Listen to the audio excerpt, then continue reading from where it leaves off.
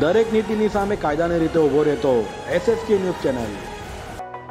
Lalgate police મથકના PSI detain ન કરવા માટે 10,000ની લાંચ માંગ્યા બાદ 8,000ની લાંચ લેતા પુત્ર સાથે એસીબીના હાથે ઝડપાઈ ગઈ હતી।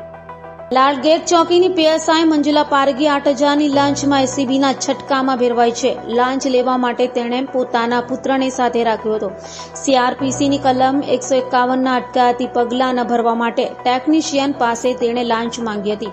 મંજુલાનો પગાર 70,000 છે। એસીબીના સ્ટાફે મંજુલા શંકરલાલ પારગી અને પુત્ર અશ્વિન પારગી સામે ગુનો નોંધી ધરપકડની કાર્યવાહી કરી છે।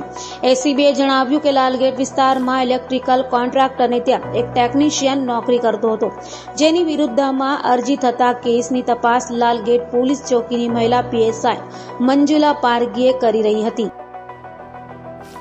રોજ એસીબીમાં ફરિયાદ મળેલી કે Lalgate police station Lalgate police ચોકીમાં ફરજ બજાવતા PSIએ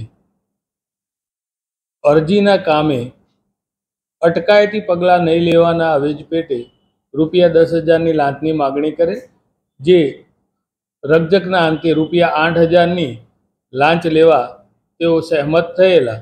તો લાલગેટ ચોકી PSI મંજુલાબેન તથા એક પ્રજાજન અશ્વિનભાઈ નાઓને રૂપિયા 8,000ની લાંચ લેતા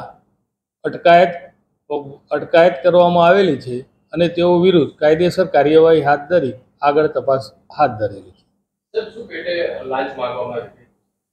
એક અરજી હતી લાલગેટ પોલીસ ચોકીમાં, જે અરજીમાં CRPC 151ના અટકાયતી પગલાં નહીં લેવાના અવેજ પેટે 8,000 રૂપિયાની લાંચ એમણે સ્વીકારેલી છે।